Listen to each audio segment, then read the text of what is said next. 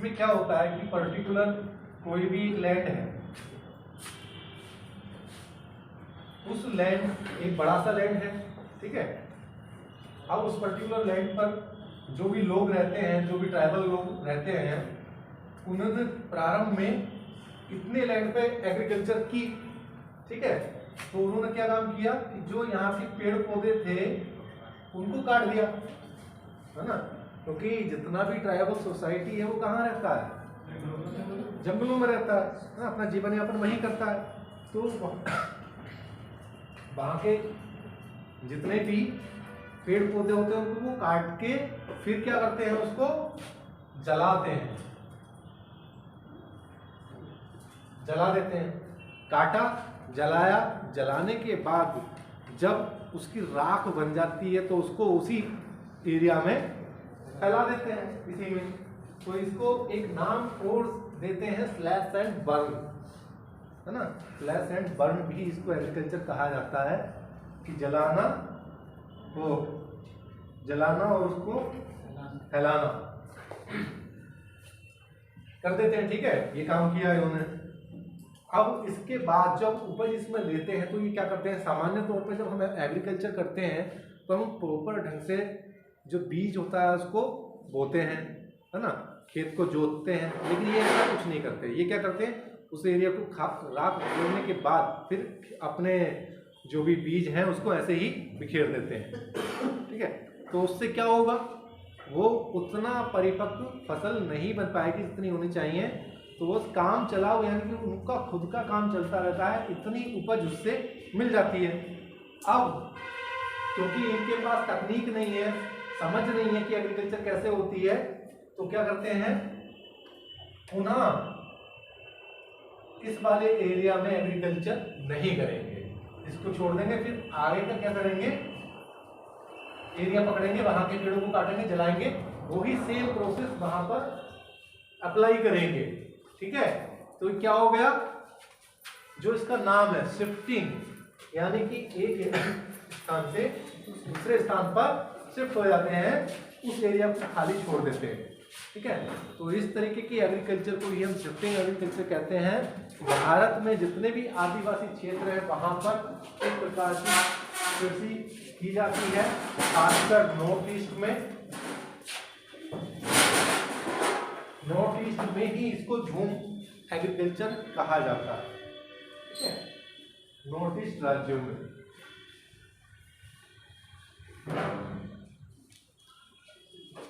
North east के अलावा भारत में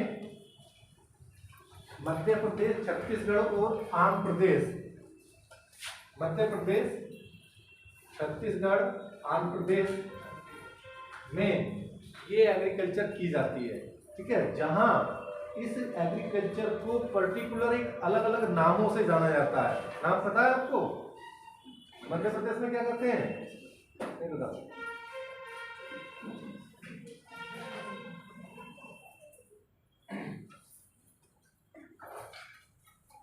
ये हेडिंग डाल के एक दो पॉइंट इसमें ये लिख लीजिए, पुरानी व्यवस्था है आदिवासी क्षेत्रों में, पर्वतीय क्षेत्रों में। उसके बाद लिख लें केरल में, केरल में इसको जिस नाम से जाना जाता है वो नाम लिख लें। केरल में ओनम के नाम से,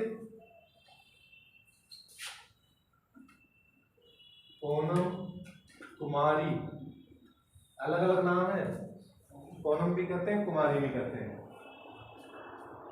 आंध्र प्रदेश में, आंध्र प्रदेश और उड़ीसा में, आंध्र प्रदेश और उड़ीसा में पोंडू, पांडु, पांडु,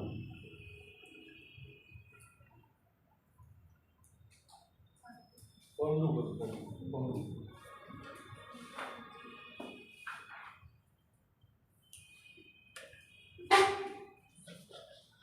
मध्य प्रदेश में बीबार, पेड़ा,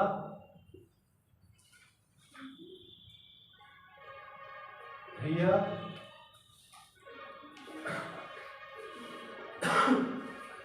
बीरा, इस नाम से जाना जाता है। पेड़ा, भैया,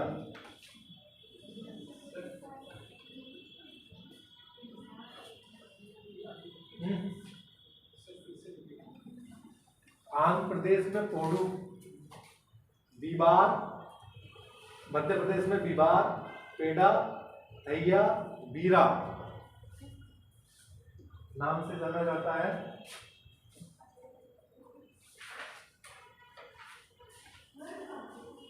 देश के कुल 1.3% क्षेत्र पर यह एग्रीकल्चर की जाती है।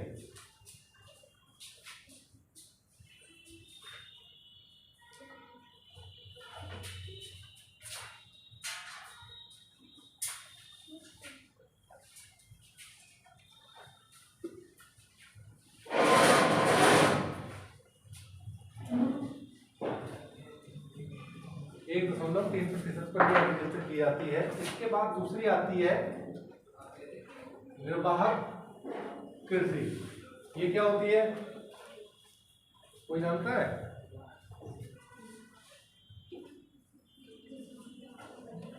निर्वाह का मतलब क्या होता है? यानी कि जिससे हमारा जीवन चल रहा है। तो ये वही है कि ऐसी एग्रीकल्चर जो हमारे जीवन के लिए बहुत महत्वपूर्ण है और हम पूरी तरीके से उसी के ऊपर निर्भर हैं, तो वो जीवन निर्वाह कृषि कहलाती है। तो इसमें क्या होता है, ये खासकर जो पिछड़े क्षेत्र होते हैं वहाँ की जाती है। इसमें भी जो कृषि की जाती है वो परंपरागत तरीके से की जाती है।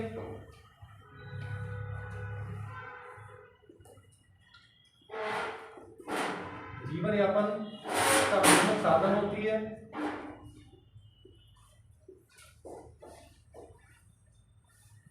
मुख्य फसल जो होंगी इसमें वो गेहूं होगा, चावल होगा। चावल जिसमें और ज्यादा प्राथमिकता में होता है। पिछड़े क्षेत्र कौन से होंगे भारत में? वेस्ट बंगाल, बिहार, ओडिशा, असम, मध्य प्रदेश के क्षेत्र और कुछ राजस्थान, ठीक है, ईस्ट यूपी।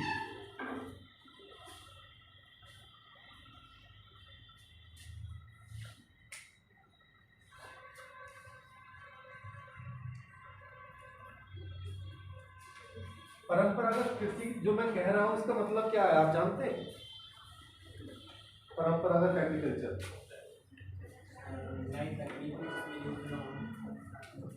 ये परंपरागत का मतलब ये है कि जो हम अपने एक एग्रीकल्चर करते हैं जिससे बैलों के माध्यम से, जानवरों के माध्यम से, एक हल के माध्यम से और अपना खुरपे से घास निराई का काम करते हैं, खादों का प्रयोग कम करते हैं, तो वो परंपरागत एग्रीकल्चर के अंतर्गत आता है। जब हम इसमें तकनीक का यूज करने लगते हैं तो क्या हो जाएगा, आधुनिक कृषि में आ जाएगा, ठीक है। तो इसलिए परंपरागत कहा गया है। इसके बाद तीसरी जो भारत में आती है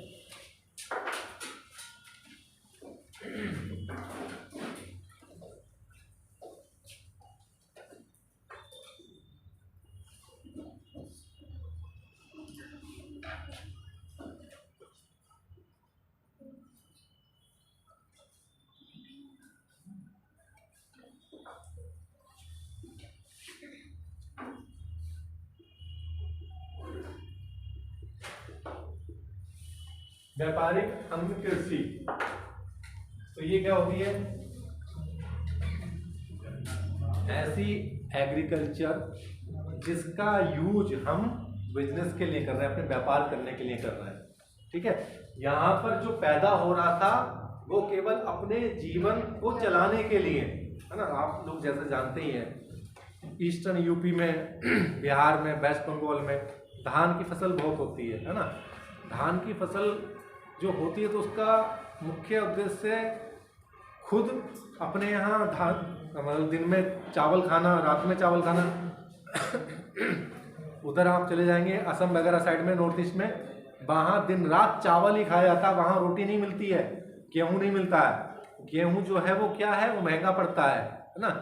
चावल उनके लिए सस्ता होता है और चावल ही वो हर समय खाते हैं। कभी नॉर्थ ईस्ट जाना होगा या बंगाल जाना होगा तो आपको चावल ही चावल मिलेगा, रोटी आपको मिल नहीं पाएगी, है ना। तो वो चावल उनकी मुख्य उपज होती है, उसका जो माड़ निकलता है उसको पीते हैं, तो उसी से बस अपना काम चलाते हैं, है ना। और इसके विपरीत जो व्यापारिक अन्न कृषि है तो इसमें क्या होता है,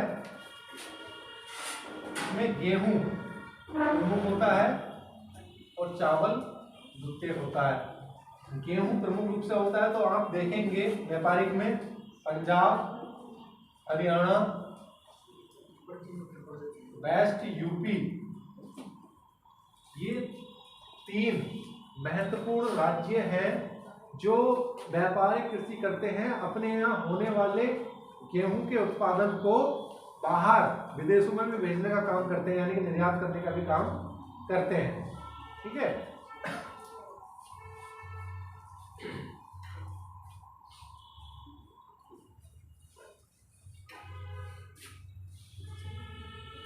इसके बाद आती है चौथे नंबर पर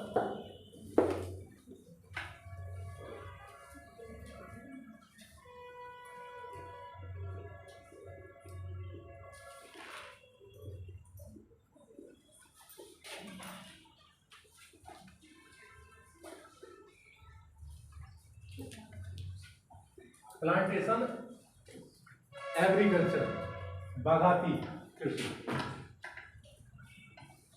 एक होती है बागाती और एक होती है बागानी। दोनों में अंतर पता है? एक तो बागाती है, एक होती है बागानी।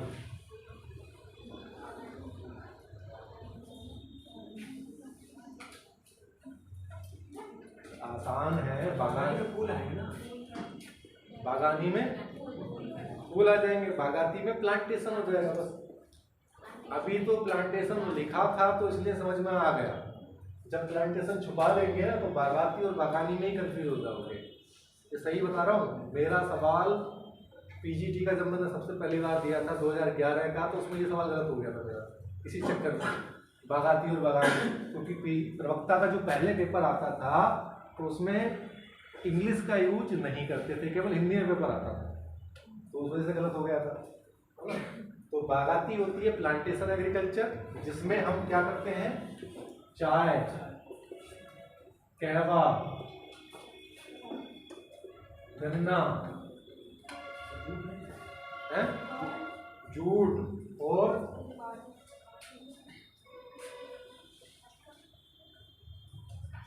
रबड़,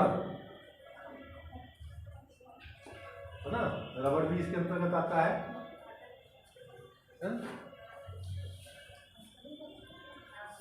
इनकी कृषि की जाती है, ठीक है। तो इसमें, और ये जो एग्रीकल्चर होती है बागाती, ये मुख्य रूप से क्या होती है, अर्निंग वाली होती है। इसको कैश क्रॉप के रूप में भी देखा जाता है।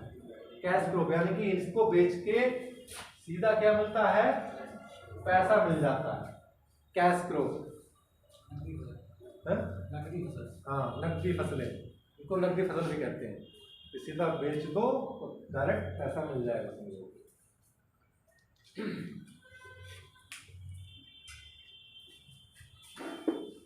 कितने टाइप हो गए, 4,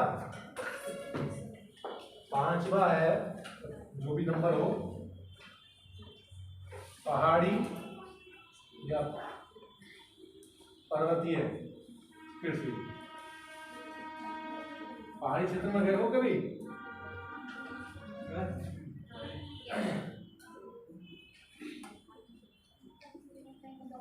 सीढ़ीदार या सीढ़ीनुमा, सीढ़ीनुमा कृषि होती है। कैसे सीढ़ीनुमा कृषि? देखो ऐसे होती है, ये कोई भी एक पर्वत है, इस पर्वत पे क्या होगा, इस वाले एरिया में अगर एग्रीकल्चर करनी है तो क्या करेंगे, इसको काट के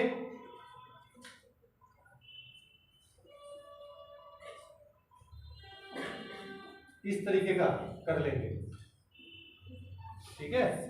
और ये वाला जो एरिया है, ये वाला, यहां पर एग्रीकल्चर की जाती है, ठीक है।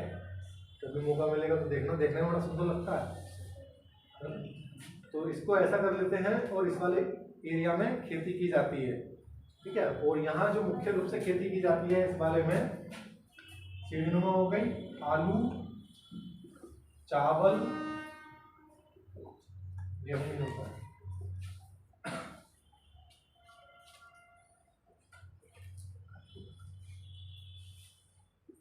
चाय, चाय तो नहीं है, चावल ही होता है, चावल ही ज्यादा होता है।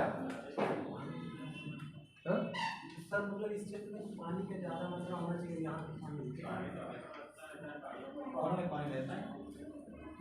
पानी तो इनको ज्यादा मिलता है, पहाड़ों पर तो बारिश कभी भी हो जाती है, बारिश हो जाती उस वाले, देखो पहाड़ के दो हिस्से होते हैं ना,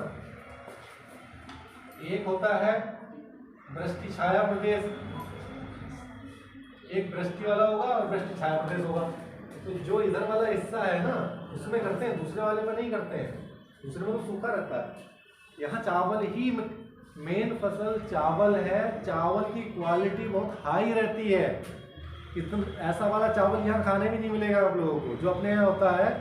इतना इतना बड़ा इसका धान पेड़ होता है, क्योंकि पर्वतीय क्षेत्रों में जो मृदा है उसमें ज़्यादा प्रोडक्शन तो लिया नहीं गया है ना। मृदा में जो है मिनरल्स की मात्रा थोड़ी ज़्यादा रहती है, अगर जहाँ मिट्टी पैदा कर लेते हैं वो बना लेते हैं, तो उसमें बहुत बड़ी बड़ी फसल होती है और बहुत अच्छी क्वालिटी की होती है। इनमें जो आलू निकलता है ना वो भी इतना इतना मोटा होता है इनका आलू, पहाड़ी आलू है ना। पहाड़ी आलू और भी जितनी भी सब्जियां होती हैं वो बहुत अच्छे स्टैंडर्ड की होती है, खाने में उनका टेस्ट ज़्यादा अच्छा होता है। जैसे यहाँ आता होगा आपके यहाँ आता है जो एक सामान्य आलू चलता है, दुकानदार के पास रहता है। दूसरा एक आलू रखता है वो हल्द्वानी आलू करके लेना, उससे हल्द्वानी करके वो आलू लेना, उसमें और उसकी कीमत में डबल का अंतर होगा, क्योंकि वो पहाड़ी आलू है हल्द्वानी वाला, पर्वतीय क्षेत्रों से आ रहा है, तो उसकी क्वालिटी भी अच्छी होती है, बहुत अच्छा लगता है खाने में।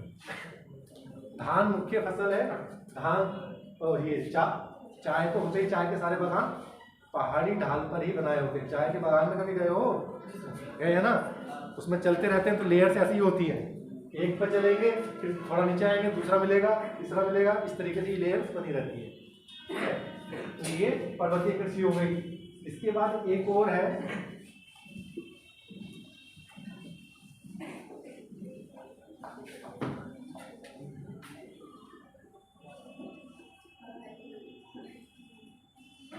हॉर्टिकल्चर, फलोत्पादन।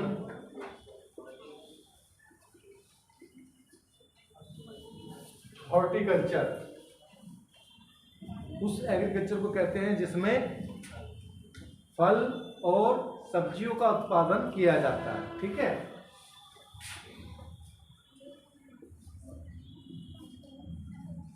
फल और सब्जी का उत्पादन इसमें किया जाता है। सिर्फ फल का, सिर्फ फल का, फल का करते किसने कहा?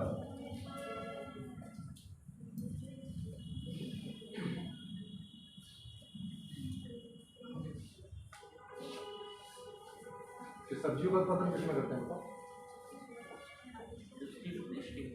उसका भी नाम है आज जाके फ्लोरिकल्चर, ओलेरिकल्चर होता है किसकी? सब्जी की बात, फ्लोरिकल्चर, ओलेरिकल्चर, फ्लोरिकल्चर। जब पर्टिकुलर हम सब्जी को अलग कर देंगे तब उसको कर सकते हैं फ्लोरिकल्चर, लेकिन फल और सब्जी जब एक साथ रखते हैं, साग सब्जी फल, वो हॉर्टिकल्चर होता है, ठीक है।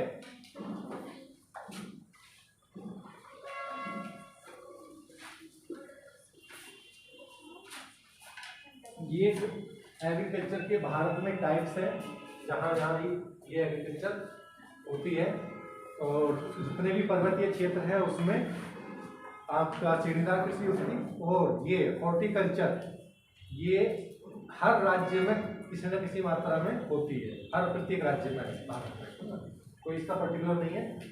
बस ये है कि जो फल है उसका नाम बदल जाएगा। जैसे अगर हम महाराष्ट्र की बात करें तो महाराष्ट्र में केला और ऑरेंज प्रमुखता होता है, और हम बात करेंगे पहाड़ी क्षेत्रों में इसकी तो वहाँ पर सेब और जितने भी ड्राई फ्रूट्स वाले हैं वो फल होते हैं, है ना। तो ये जगह जगह के हिसाब से बदल जाता है। अब इसके बाद आता है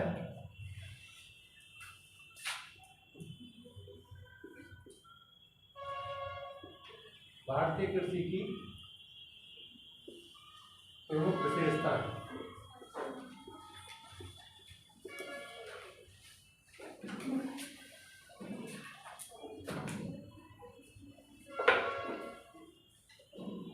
भारतीय कृषि की विशेषताएं बहुत जानना ज़रूरी है, क्योंकि 65% पॉपुलेशन इसी के ऊपर डिपेंड है।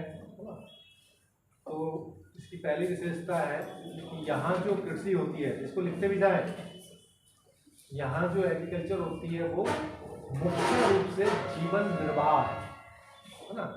पहली विशेषता जीवन निर्वाह एग्रीकल्चर है, अपनी जीविका चलाने के लिए एग्रीकल्चर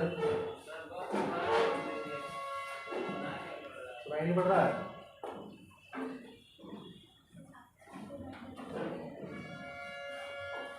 इधर आ जाओ, इधर क्यों नहीं बैठो, आगे आगे आगे बैठो, आओ आ जाओ, बैठ जाओ इधर, इसको लगा दूं।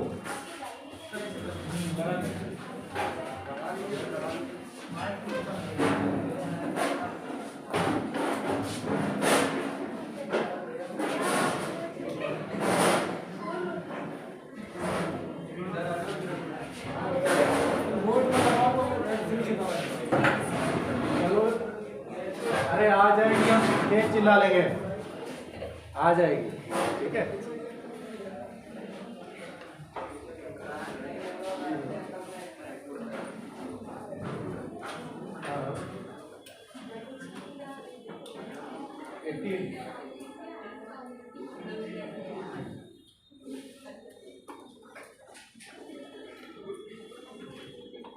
नहीं, जो नॉमिनल रोल में पैसा आया है उसका सीरियल है, जो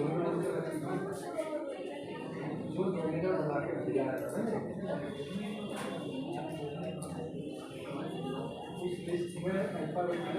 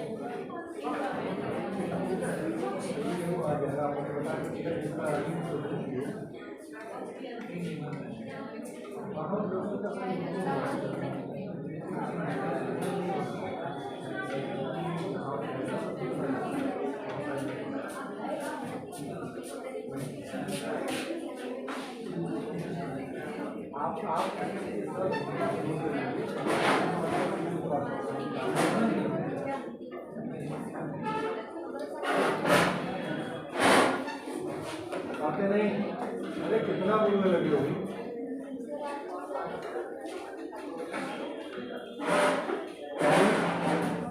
पहली विशेषता की एग्रीकल्चर कैसी है, डिपेंडेंट वाली है ना, उस पर हमें डिपेंड रहना पड़ता है। दूसरी है कि हमारे देश की जो जनसंख्या है उसका बहुत अधिक दबाव हमारी एग्रीकल्चर झेलती है। है ना, यानी कि जनसंख्या का दबाव अधिक है एग्रीकल्चर के ऊपर। ये जब आपको मेंस में लिखने आएगा, कभी मौका मिलेगा, ये लिखना पड़ता है सब, इसलिए नोट कर लीजिए। तो पहला हो गया निर्माण, दूसरा हो गया दबाव अधिक है, तीसरी जो विशेषता आती है कृषि फसलों की विविधता यहाँ पर बहुत ज्यादा है, यानी कि फसलों की विविधता बहुत अधिक है। आप देखेंगे कि यहाँ से चले कहीं भी जाओ, पता लगेगा कि वहाँ पर चावल हो रहा है, थोड़े आगे पहुँचे तो पता लगा उसने सब्जी लगा रखी है, फिर आगे पहुँचे तो उसने गेहूँ लगा रखा है, गन्ना लगा रखा। तो इस तरीके से वैरायटी बहुत ज़्यादा मिलती है। छोटे छोटे फार्म हैं, मतलब बड़े फार्म भी नहीं है, छोटे छोटे फार्म हैं। उन छोटे फार्मों में भी क्या है, विविधता है। विविधता होने की वजह से क्या होता है, हमारा जो प्रोडक्शन है जिस लेवल का मिलना चाहिए वो नहीं मिल पाता, वो डाउन हो जाता है ना, छोटे छोटे डिवीजन में इसको बांटने से। और अपनी विशेषता है भारत के कुल 54% भाग पर कृषि कार्य किया जाता है, जबकि 54% भाग पर एग्रीकल्चर की जा रही है, जबकि यूएसए में 16% पर, यूएसए में 16 पर, जापान में 14,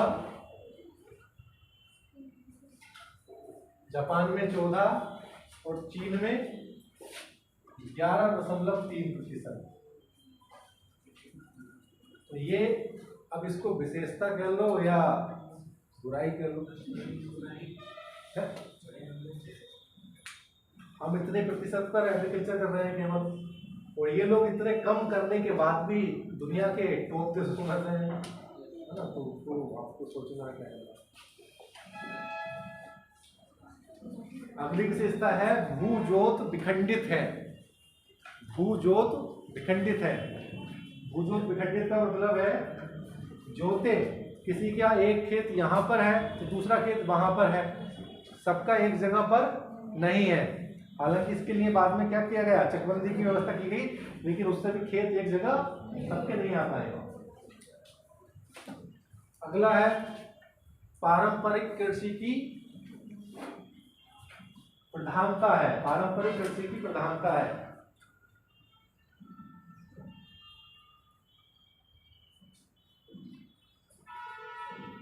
अगली विशेषता भारत की कृषि मानसून के ऊपर निर्भर है। तो मानसून का जुआ भी इसको कहते हैं, सुनते ही हो।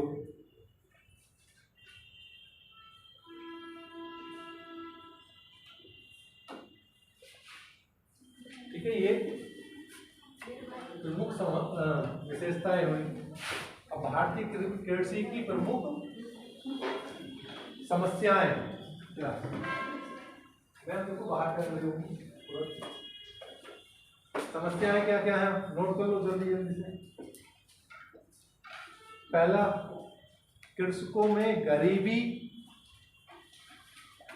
पहला, कृषकों में गरीबी और कर्जदारी अधिक है। हर साल सुनते हो कि इतने किसान जो हैं आत्महत्या कर लिए हैं, बहुत बड़ा मुद्दा भी बनता है। तो वो क्यों बन जाता है, तो क्योंकि पास कर्जदारी ज्यादा है, वो चुका नहीं पाते हैं।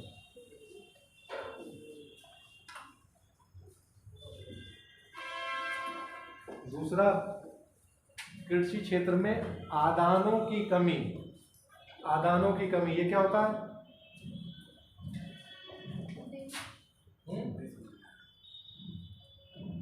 ये होते हैं इनपुट्स, कि हम अपने एग्रीकल्चर क्षेत्र में कितना इनपुट लगा रहे हैं, कौन कौन सा केमिकल फर्टिलाइजर लगा रहे हैं, कौन सा तकनीक इस्तेमाल कर रहे हैं, वो जो इनपुट्स हैं उसको कहते हैं आदान। आदानों की कमी। अगला, कृषि क्षेत्र में नवाचारों की कमी, यानी कि कोई नई तकनीक,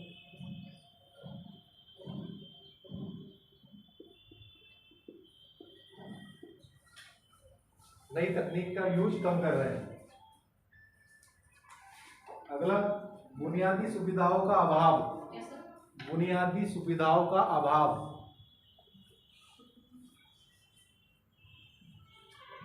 अगला, निम्न उत्पादकता।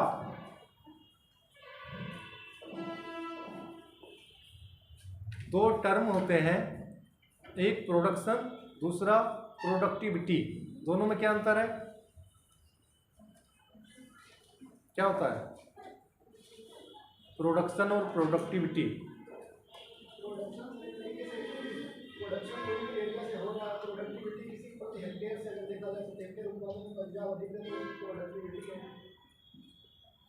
और कोई?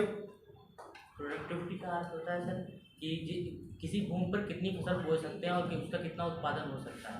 और प्रोडक्ट मतलब प्रोडक्टिविटी भी हो गया, और उत्पादन होता है कि उससे कितना उत्पादन होगा। ठीक, दोनों ने सही बताया। बात समझ गए होंगे सब, नहीं समझे तो अब समझ लो। ये खेत है, कितना है? 1 हेक्टेयर है, ठीक है। 1 हेक्टेयर में हमने इसमें 1 हेक्टेयर में 4000 14,000 कुंटल गेहूं का उत्पादन लिया, ठीक है। 14,000 कुंटल का उत्पादन लिया। दूसरा भी 1 हेक्टेयर है, यहाँ 10,000 हुआ। तो ये जो इस खेत से और इस खेत से जो उत्पादन हुआ, यानी कि ये जो फसल मिली, जितनी मात्रा उसकी मिली, वो उसका क्या हो गया? प्रोडक्शन हो गया। और प्रोडक्टिविटी क्या होगी? जब हम इन दोनों का औसत निकाल के 2 से डिवाइड कर देंगे, जो निकल के आएगी वो प्रोडक्टिविटी बन जाएगी औसत। यानी कि प्रोडक्टिविटी, ये सामान्य बात कह देना कि हमें प्रति बीघा में 3 कुंटल उपज मिलती है। 3 कुंटल उपज मिलती है प्रति बीघा में। ये क्या होगी? उसकी प्रोडक्टिविटी होगी, है ना। 1 बीघा में कोई 5 कुंटल भी ले सकता है, कोई 4 कुंटल भी ले सकता है, वो उसका क्या हो गया? उत्पादन हो गया। समझ गए बात को? नहीं समझे? ठीक। अगला पॉइंट, कृषि शोध, शिक्षा एवं प्रशिक्षण का अभाव। कृषि शोध, शिक्षा एवं प्रशिक्षण का अभाव। अगला, मृदा अपरदन की समस्या। अगला,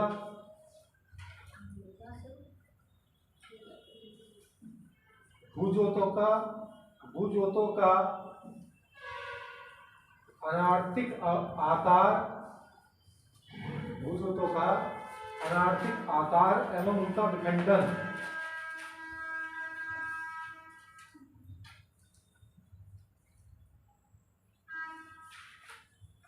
ठीक है, ये क्या हुआ? इसका समस्याएं भी।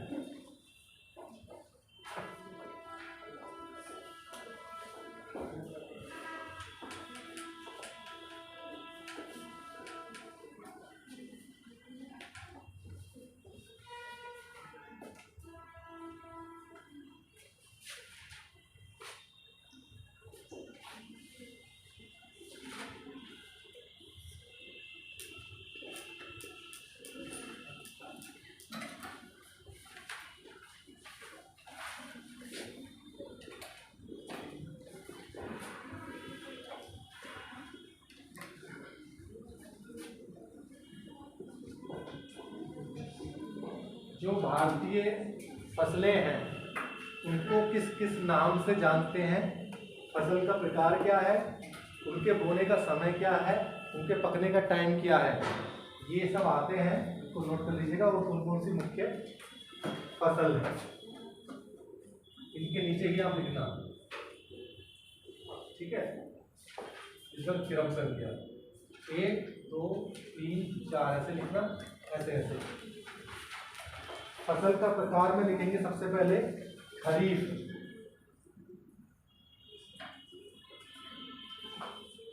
खरीफ क्या होती है फसल? मक्का है,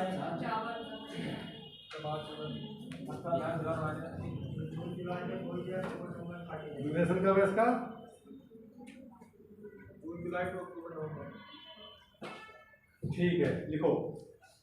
पहले में लिखो फसल के प्रकार में खरीफ, इसको कहते हैं, उसी के नीचे लिख लो वर्षा ऋतु, या ब्रैकेट में कर लो वर्षा ऋतु, ठीक है। इसमें बोने के टाइम में लिखो मई से जुलाई, मई से जुलाई। उधर लिखो पकने का टाइम सितंबर से नवंबर, सितंबर से नवंबर। जो आसान वाली है वो तो सबको याद रहती है, तो फंसाते वहां पर है सवाल में जो पता नहीं होती है ना, तो सब नाम नोट कर लो। चावल, ज्वार, बाजरा, मक्का, चावल, ज्वार, बाजरा, मक्का, कपास, जूट, मूंगफली, तिल, तंबाकू, राई, राई, गन्ना, राई अलग है, सरसों अलग होती है। गन्ना, उड़द, मूंग, उड़द और मूंग, ठीक है। अब दूसरे नंबर पर लिखे जायद फसल, जायद या जैद।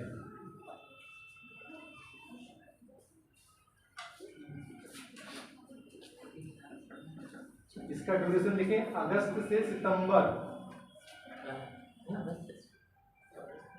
बोने का, बोने का अप्रैल में सर, ये अप्रैल में हाँ ये मार्च अप्रैल में। अच्छा पूरी बात नहीं बोली मैंने। जायद रबी सर अलग है, खरीफ रबी जायद। फिर आप रबी वाले बता रहे हैं। हाँ जायद इसमें मैं रबी वाले बता रहा हूँ।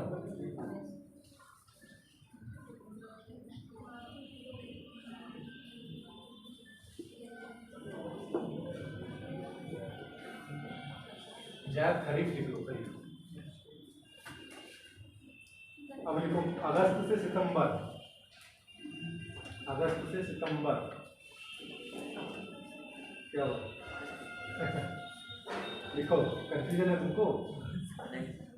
ये कि हम लोगों ने सिर्फ 3 ही पढ़ी है ना, रबी, जायद और खरीफ। अब 4 बताइए ना। अगस्त से सितंबर, पकने का टाइम दिसंबर से जनवरी। इसमें लिखे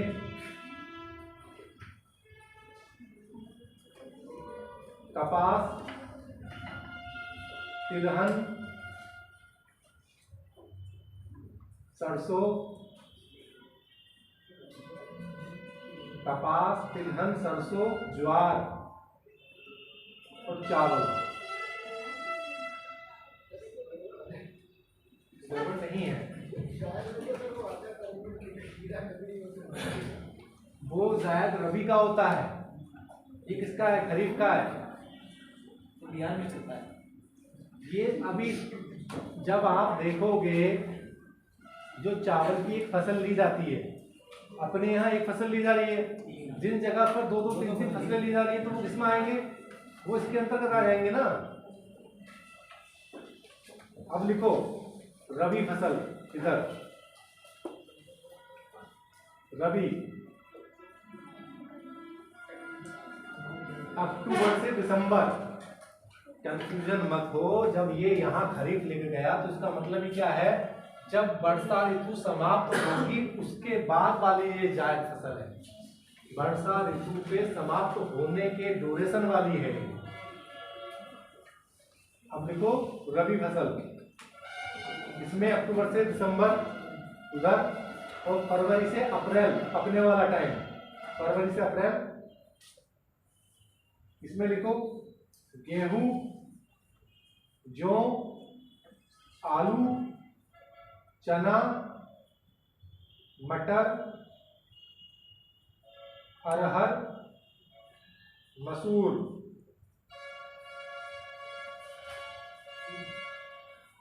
ठीक है। अब लिखो उधर जायद रबी फसल,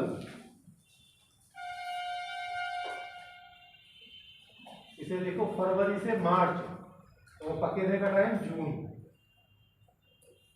फरवरी से मार्च, पकने का टाइम जून। इसमें आएगा वो ककड़ी कीड़ा। ककड़ी, खीरा, तरबूज। इसमें लिखो तरबूज, खरबूज, ककड़ी, खीरा, सब्जियां,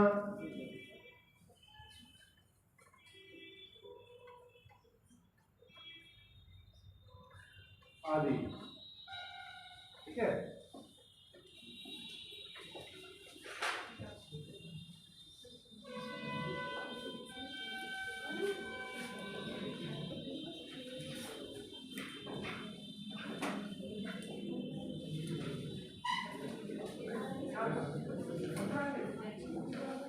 बातें नहीं।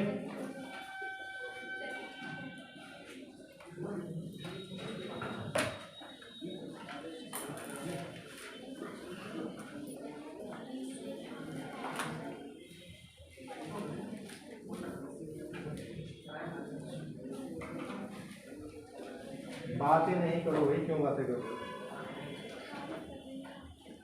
हरित क्रांति का नाम सबने सुना होगा, है ना?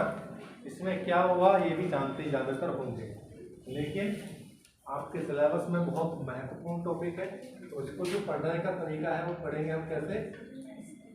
इंट्रोडक्शन से पहला, बातें नहीं।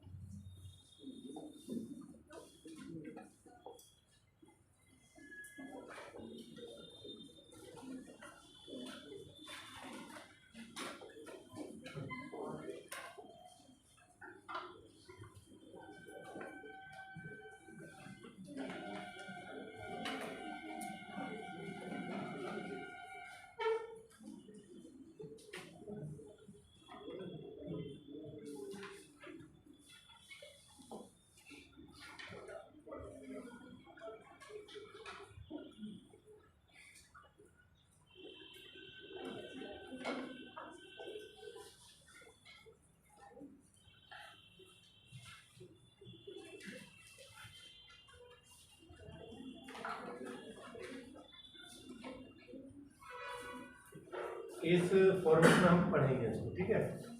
सबसे पहले आ जाएगा इंट्रोडक्शन, फिर इसके अंतर्गत क्या प्रावधान, उपाय, प्रावधान क्या किए गए।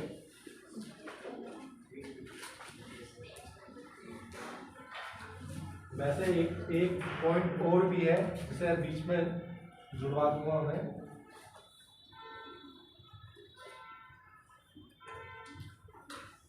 प्रमुख योजनाएं जो सवाल उन पे बन जाते हैं, कौन कौन सी है।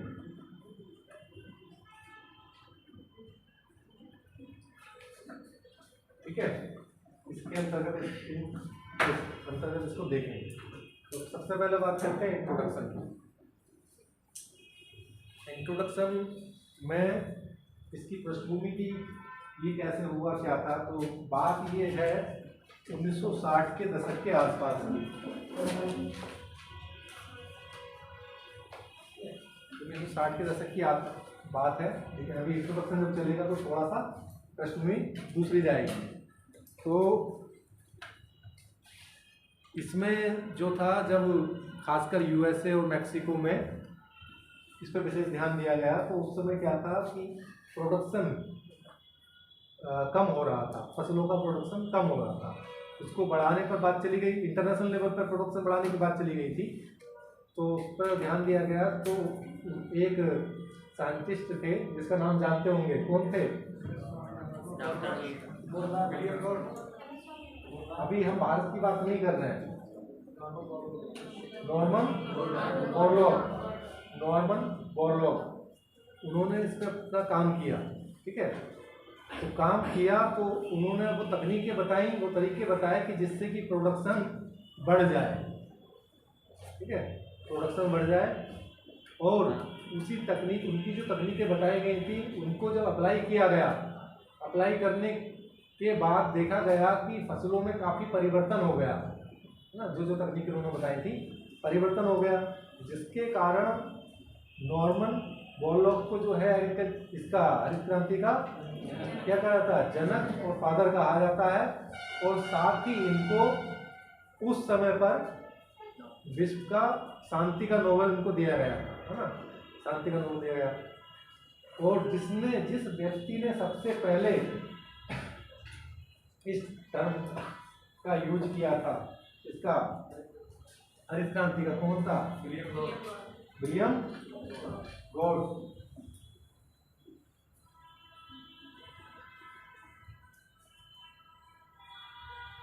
आगे थे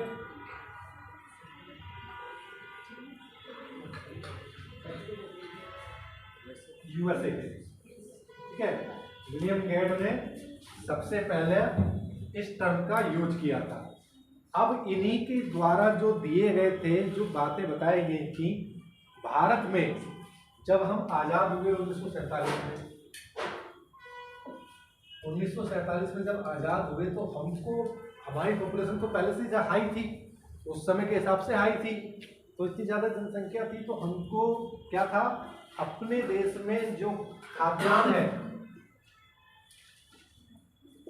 है उसका क्या करना होता था, हमें आयात करना होता था।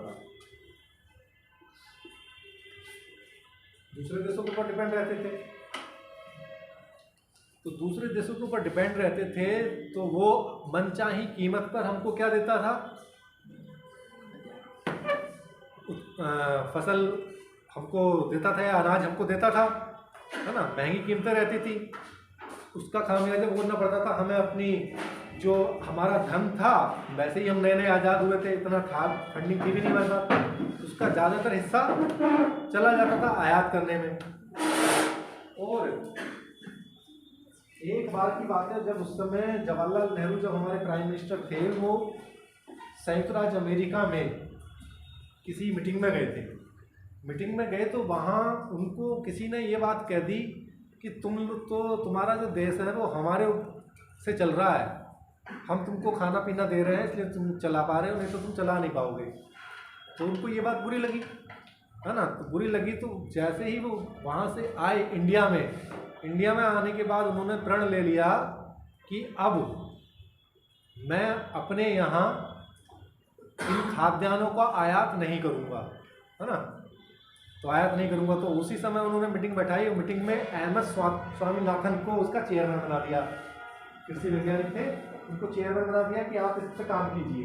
तो उन्होंने काम करना शुरू किया। काम करने में उन्होंने जो सुझाव दिए, और उन सुझावों को शुरुआत में हमने कई छोटी छोटी योजनाओं में इम्प्लीमेंट किया, है ना।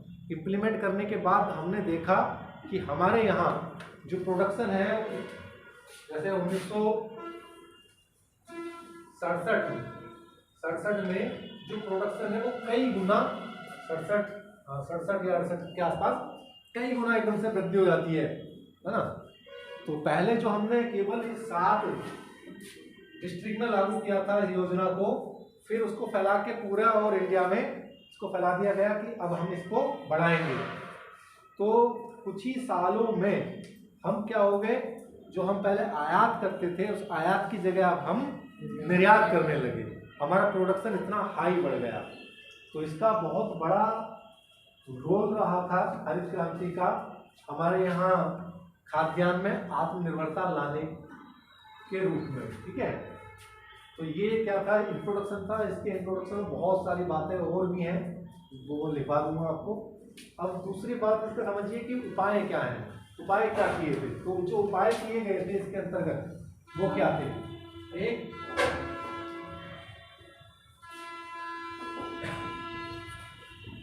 HYV seeds, high yielding variety seeds, ठीक है। तो ये क्या होते थे, अभी इससे पहले जब हाइब्रिड सीड नहीं था हमारे यहाँ, तो क्या था, जैसे अच्छा एक काम और करते थे, जो संयुक्त राज्य अमेरिका है या और भी जिस भी देश से हम अपना गेहूं लेते थे, तो वो हमको ऐसा गेहूं देते थे जो जानवरों को नहीं, ऐसा गेहूं देते थे कि जिसको हम एक बार फसल लेने के बाद दोबारा उसका यूज नहीं कर सकते थे, यानी कि वो पैदा होकर आ ही नहीं सकता था, पुनः दोबारा से उससे फसल नहीं ली जा सकती थी, वो भी समस्या थी। लाल गेहूँ मुख्य रूप से होता था उस टाइम पे। तो जब ये वाला आया H5 सीड्स, क्या होते हैं देखो, कोई एक प्लांट था अपने यहाँ जो होता था वो इतना बड़ा होता था और उस पर एक बाल इधर एक बाल इधर, 2-3 बालें निकलती थी बस, ठीक है।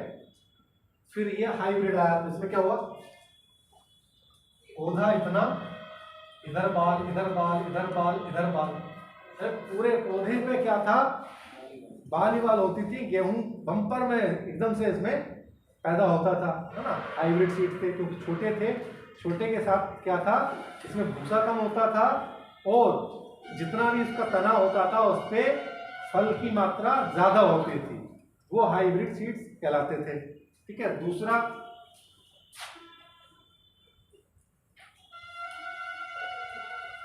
फर्टिलाइजर का यूज बढ़ा दिया गया, केमिकल फर्टिलाइजर का यूज बढ़ा लिया गया, है ना।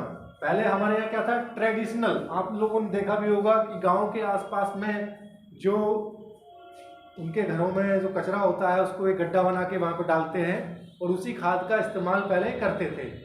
तो उसके स्थान पर हमने केमिकल फर्टिलाइजर को अपनाया, जिससे कई गुना एकदम से वृद्धि देखने को मिली, है ना।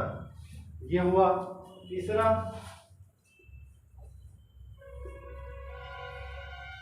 इरिगेशन, सिंचाई के साधनों में चेंजेस लाए गए। पहले क्या था, परंपरागत तरीके से मुख्य रूप से किसके ऊपर डिपेंड करते थे हम, वर्षा के ऊपर, ठीक है। लेकिन इसके टाइम में क्या आ गया, सबसे ज्यादा जो फोकस हुआ वो नलकूप पे बहुत फोकस किया गया, है ना। तो नलकूप पे फोकस हुआ तो उससे क्या हुआ, जिन स्थानों पर हम एग्रीकल्चर नहीं कर पाते थे वहां भी एग्रीकल्चर करने लगे और बारिश के ऊपर से निर्भरता हट गई। जो फसल पहले सूख जाती थी या सूखे के कारण खराब हो जाती थी वो खराब होनी बंद हो गई, ठीक है। तो इससे चौथा, यंत्रों का प्रयोग किया। बैलगाड़ी और इन सब चीजों की जगह या सामान्य हल्के स्थान पर हमने थ्रेसर, ट्रैक्टर, कल्टीवेटर और जना कौन कौन से इस तरीके यंत्रों का यूज करने लगे, जिससे समय की बचत हुई और मिट्टी में गुणवत्ता इनके खेत जोतने से, क्योंकि ये काफी गहरा नीचे तक कर देती थी, तो उसमें गुणवत्ता में भी वृद्धि हो गई। तो इस तरीके से इन 4 पॉइंट्स का इस्तेमाल करके अपने देश में बहुत अधिक प्रोडक्शन हुआ, जिसका बेनिफिट हम लोगों को बहुत ज़्यादा मिला, ठीक है। भारत में जब ये एग्रीकल्चर की शुरुआत की गई, है ना, जब उपाय जब किए गए तो मुख्य रूप से पंजाब, हरियाणा, वेस्ट, यूपी, इन 3 में ही इस पर ध्यान दिया गया था, ठीक है। 3 पे पहले इम्प्लीमेंट किया गया। उसके बाद में तमिलनाडु, आंध्र प्रदेश और कुछ हिस्से बिहार, इनको भी जोड़ा गया था। तो इसमें जब जोड़ा गया तो इनमें जो गेहूं, मुख्य रूप से कौन सी फसल थी इसके अंतर्गत, गेहूं, तो दूसरी फसल चावल। चावल कौन सी थी, जैसे आपका एग्जाम अब चल रहे होंगे ना, तो मेजर है और माइनर है ना, है मेजर माइनर पढ़ते हैं ना। तो मेजर कौन था, गेहूं, और माइनर कौन सा हो गया, चावल। चावल पर कम हमें इसका बेनिफिट मिला, लेकिन गेहूं की प्रोडक्शन में बहुत ज्यादा बेनिफिट हमको इससे मिला था, ठीक है। जो प्रोडक्शन 1964-65 में 123 लाख टन था, वो प्रोडक्शन 1985-86 में यानी कि 20 साल में बढ़कर 470 लाख टन हो गया। लगाओ कितना ज्यादा इसका बेनिफिट मिला, ठीक है।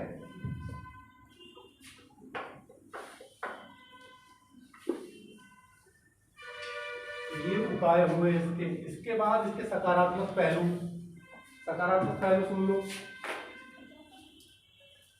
अरे लिखवाऊंगा बाद में, मैं पहले सुन लो सब, पहले कहानी खत्म कर रहे हैं इसकी, है ना। सकारात्मक पहलू क्या थे? पहला पॉइंट लिखना नहीं है, समझ लो। आत्मनिर्भरता हमने खाद्यान्न में प्राप्त कर ली, बहुत अच्छा है ना। दूसरे देशों के ऊपर हमारी डिपेंडेंसी कम हो गई, अपने यहाँ करने लगे और दूसरे देशों को बेचने भी लगे। दूसरा, जो कृषि हमारे यहाँ पे केवल पहले जीवन निर्वाह के रूप में जानी जाती थी, वो अब बाजार उन्मुख हो गई। यानी कि लोग बार अब केवल अपना पेट भरने के लिए ही नहीं कर रहे थे, उससे अर्निंग भी करने लगे बेचकर, है ना, आय कर कमाने लगे।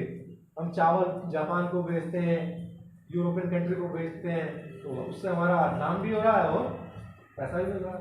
ठीक है, नई तकनीक का प्रयोग करने लगे, जिससे क्या हुआ, रोजगार के नए साधन पैदा हो गए। ट्रैक्टर कहीं किसी फैक्ट्री में तो बनेगा, तो थ्रेसर ये सब कहाँ बने, किसी फैक्ट्री में बनेंगे। यानी नई फैक्ट्री लगी थी, वहाँ ये उपकरण बने, तो वहाँ पर लोगों को क्या मिला, रोजगार मिला। ठीक है,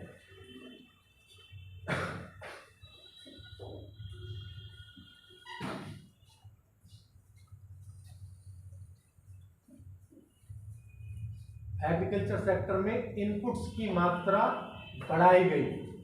इनपुट्स जो हमने जो रासायनिक केमिकल फर्टिलाइजर है या जो उपकरण है, उनकी मात्रा बढ़ा दी गई। ग्रामीण क्षेत्र में समृद्धि हुई, लोगों को आय ज़्यादा होने लगी, पैसा बढ़ाने लगा, तो ना। और गेहूं का उत्पादन 850 किलो पर हेक्टेयर से बढ़कर 2281 किलो हेक्टेयर, यानी कि 3 गुना से भी ज़्यादा प्रोडक्शन हमारा गेहूं का बढ़ गया। ये इसके क्या थे, सकारात्मक पहलू थे। सकारात्मक पहलू ने हमें एक अंतर्राष्ट्रीय स्तर पर पहचान तो दिला दी, लेकिन इस सकारात्मक पहलू के नकारात्मक पहलू उससे भी कई बार ज़्यादा बड़े। हाँ, जानते हैं, इक्का दुक्का, मोटे अनाज कम हो गए, दाल वगैरह। सबसे महत्वपूर्ण है कि भूमि की उर्वरता कम हो गई। अभी जैसा सुनते हो गए आप लोग